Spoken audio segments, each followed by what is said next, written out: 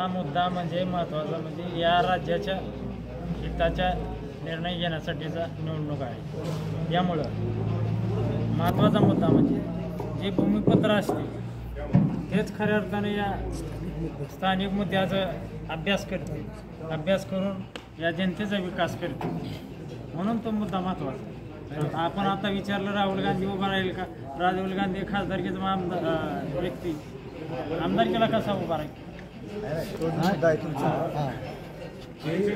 कुठेही उभा राहायचा, त्याला विरोध नाही। उभा राहायला कुठल्याही देशातल्या कुठल्याही नागरिकाला कुठेही उभा राहायचं, स्वतः तेच उमेदवार म्हणत होते मी बीडवरून इथं ऊस तोडायला आलेलो होतो। विषय त्याच्या बाबतीतला आहे की तुम्ही ऊस तोडायला आलेला होता म्हणून तुम्हाला आम्ही बीडला परत पाठवू, असा त्याचा अर्थ आहे। निवडणूक कुठं लढवायची हा तो विषय नाही। त्यांनी स्वतः म्हणलेलं आहे की मी बीडवरून इथं ऊस तोडायला आलो। ही पत्रकार परिषद म्हणायचं आणि की बाबा महाविकास आघाडीची प्रचार बैठक म्हणायची, ही आमची संयुक्त पत्रकार परिषद। काय उद्देश काय होता? आमच्या सर्व जाती जमातीच्या लोकांना एक विचार तुमच्या पत्रकार समोर मांडलेला आहे की आमच्या काय भावना आहेत, आम्ही काय ही पत्रकार परिषद बोलवली आणि ते कोणासाठी बोलवली, की एक चांगला विचार जो सर्व जाती धर्मांना बरोबर घेऊन चालणारा व्यक्ती असेल त्याला पाठिंबा द्यायसाठी आम्ही ही पत्रकार परिषद पाठिंबा। मुळात पहिली गोष्ट अशी आहे की जे तालुक्यामध्ये वातावरण निर्माण केलं गेलं हिंदू आणि मुस्लिम, हे वातावरण निवळण्यासाठी खऱ्या अर्थाने ही पत्रकार परिषद म्हणायचं। काय वातावरण म्हणजे काय झालं, आमदारांनी ते आता लोकप्रतिनिधी आहेत, त्यांना हिंदू मुस्लिम भाषा करण्यासोबत नाही। त्यांनी जर हिरवा साप, मंदिर, मस्जिद, आपण ते गणपतीला दारू पाजलीच ना, आता कसं आहे माहिती आहे का की ह्या लोकभावना ज्या आहेत त्या लोकांच्या धार्मिक भावना ज्या आहेत त्या की बाबा आमच्या देवतांची ही केली विटंबना, तिकडून मुस्लिम बांधवांची विटंबना केली, ही जी लोकभावना जी आहे ती कुठंतरी संपवणं झाली। खरं तर आपण बघतोय गेले हजारो वर्ष आपल्या देशावरती वेगवेगळ्या धर्माच्या वेगवेगळ्या जातीच्या लोकांनी राज्य केले। मुस्लिम राज्य झाले, हिंदू राज्य झाले, इंग्रजांनी 150 वर्ष राज्य केलं होतं। काँग्रेसने 70 वर्ष देश चालवला, गेली 10 वर्ष भारतीय जनता पक्ष सत्तेमध्ये आहे। पण पाठीमागच्या हजारो वर्षात कधी कुठल्या मंदिरातलं सोनं ते चोरीला गेलं नव्हतं।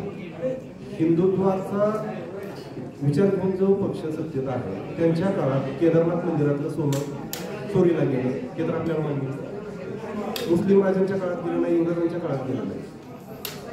या घटना तर आपल्याला माहिती मीडियाच्या माध्यमातून सांगितलं आणि त्याच्यावरती कुठेही जास्त चर्चा झाली नाही, कुणी कोण चोर सापडला नाही किंवा काय नाही।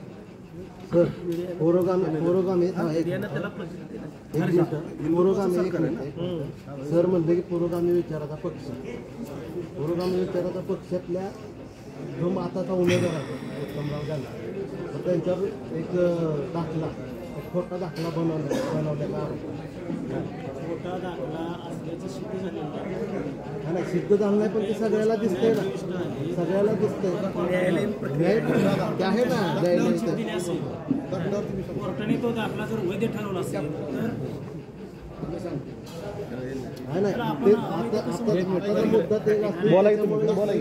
तर घटक एक पत्रकार नाराज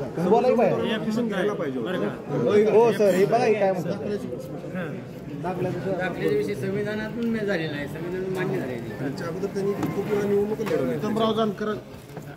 उत्तमराव जानकरांच्या दाखल्याबद्दल किंवा जात चोरीबद्दल जे बोललं जातं, मला त्याबद्दल सांगायचं आहे की बाबा प्रत्येक जातीमध्ये पोट जाते सर। जसं की बाबा धनगर समाजामध्ये धनगर आहे, हटकर आहे, शेगर आहे, खाटीक आहे, तर खाटीक ही सुद्धा धनगर समाजाची उपजात आहे।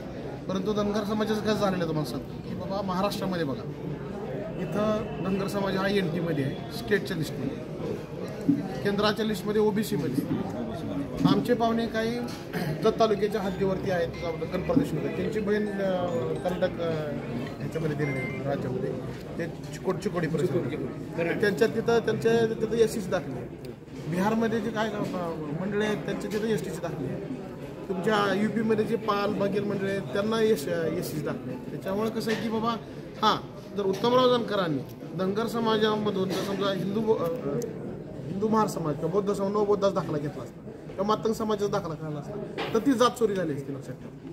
परंतु खाटीक हा समाज आहे. कारण तुम्ही बघा ना, आज आपण जर तुम्ही जर ह्याची मटण विक्रीची दुकान बघितली, कुठल्या दुकानाला मला सांगा नाव आहे किंवा समजा जात चोरी असली किंवा जातीवर आक्रमण केलं असतं. डॉक्टर बाबासाहेब आंबेडकर मटण शॉप आहे का? अण्णाभाऊ साठे बाबा मटण शॉप आहे. बहुतांश दुकानांना अहिल्यादेवी मटण शॉप नाव आहे.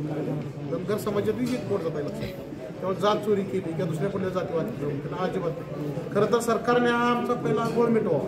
किंवा नेमकं आम्ही धनगर समाज हा कशामध्ये, SC मध्ये आहे, ST मध्ये आहे, OBC मध्ये आहे, नेमकं कशामध्ये? सगळा सरकारने सगळ्या ह्या धनगर समाज सगळ्या पुढचं सगळ्या करून टाकलेली आहे. मग मला सांगा, मग जर उत्तम धनगर हिंदू म्हणजे खाटी समाज धनगर खाटी समाज जी असते त्याच्यामध्ये आक्षेप घेण्याचं कारण नाही ना.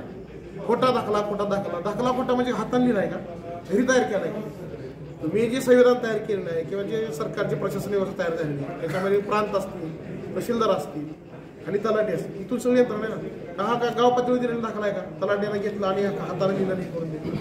त्याच्यावरती भारतीय राजमुद्रेचं किंवा संविधानाचं त्याच्यावरती राजमुद्रे त्याच्यावरती शिक्काच करू आणि कोर्टानं सुद्धा हा दाखला वैध ठरवलेला आहे. त्याच्यावर तुम्ही जात चोरी हा विषय म्हणू नका. दलित समाजाला पण ते आंबेडकरी चळवळीला पण याच विषयावर करायचं काम चालू की खाटीक समाज हा धनगर समाजाची पोट जात आहे हे पहिलं तुम्ही समजून घ्या.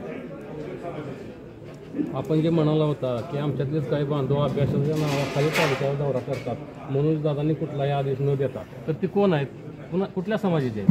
मराठा समाज. मग मराठा समाजात मग ते आले नाहीत काही तर की बाबा आपण पाठिंबा देण्यासाठी कशासाठी ते करत असतील? त्यांचे गावगाव दौरे चालू आहेत. ते फक्त त्यांचा एकच मुद्दा आहे की जो हाके मराठा समाजाच्या आरक्षणाला जो कायम विरोध करतोय त्यांनी कुठंतरी स्टेटमेंट दिलं होतं की आमचा पाठिंबा उत्तमराव जानकर यांना आहे. पण ते मूळचे हाके कोण आहेत हे सगळ्याला महाराष्ट्रावर माहिती आहे. देवेंद्र फडणवीसांचे ते हस्तक म्हणजे ते त्यांनीच पाठवलेला माणूस आहे. आणि त्यामुळं त्यांचा एकच हेतू आहे की भारतीय जनता पार्टीच्या उमेदवाराला फायदा होण्यासाठी ते मुद्दाम ते उत्तमराव जानकरांचं नाव घेतात. मराठा समाजात तालुक्यात फूट पडली असं समजायचं का जनतेनुसार? नाही, असं काय होणार नाही. 99% मराठा समाज हा भारतीय जनता मतदान करणारच नाही. मराठा समाजातील कुणाचा आदेश आहे? बरीचशी तुमचा जो मोबाईल म्हणून दादांचाच आदेश आहे. भाजपला मतदान सुपडा साफ करायचा आहे. भारतीय जनता पार्टीचा फडणवीसांचा सुपडा साफ करायचा आहे असा आदेश आहे. माळशिरस तालुक्यातील मराठा समाज बांधव जे आहेत, जे तुमची कमिटी आहे सकल मराठा समाज बांधव, त्याच्यातलीच काय कमिटी, त्याच्यातलीच काय पदाधिकारी प्रत्येक गावोगावी जाऊन मराठा समाजाची बैठक घेऊन त्यांना सांगतात की आम्ही आढावा घेतोय आणि नंतर 18 तारखेला आम्ही मनोज जरांगे दादाला हे स्टेटमेंट देणार आहोत त्याचा कृती समितीकडून. मग त्याच्यात हे जसं त्यांनी विचारलं तसं तुमच्यामध्ये मराठा समाजामध्ये किंवा कृती समितीमध्ये फूट निर्माण झाली का किंवा दरी निर्माण झाली का ते आम्हाला स्पष्ट करतो. मागच्या ज्या वेळेसपासून मराठा आंदोलनाचा हा लढा पुढा त्यावेळेसपासून हे फुटीचं हे चालूच राहिलं. पण मगाशीच मी बोलताना सांगितलं की मनोज जरांगे पाटील हा असा एक व्यक्ती आहे की तिथं असा फूट दरी असलं काहीच नाही. जे त्यांचं आहे ते स्पष्ट आहे. त्याच्यामुळं असं कुठलंही काही त्यात तथ्य नाही आहे. कुठंही त्यांनी असा अहवाल द्या, बैठका घ्या, दौरा करा, कमिट्या नेमा, समन्वय नेमा अशी कुठेही तरतूद त्यांनी ठेवलेली नाही. त्यांनी स्पष्ट सांगितले, स्पष्टपणे संदेश दिलेला आहे की जसं लोकसभेला मतदान झालं, लोकसभेला ज्यांचा सुपडा साथ झाला त्यांचाच विधानसभेला करा असं स्पष्ट, अगदी कुठलेही त्यांची बाईट ओपन करा तेवढंच आहे. असं अहवाल वगैरे असं कुठेही काही सांगितलेलं नाही. एक क्लिप व्हायरल होते की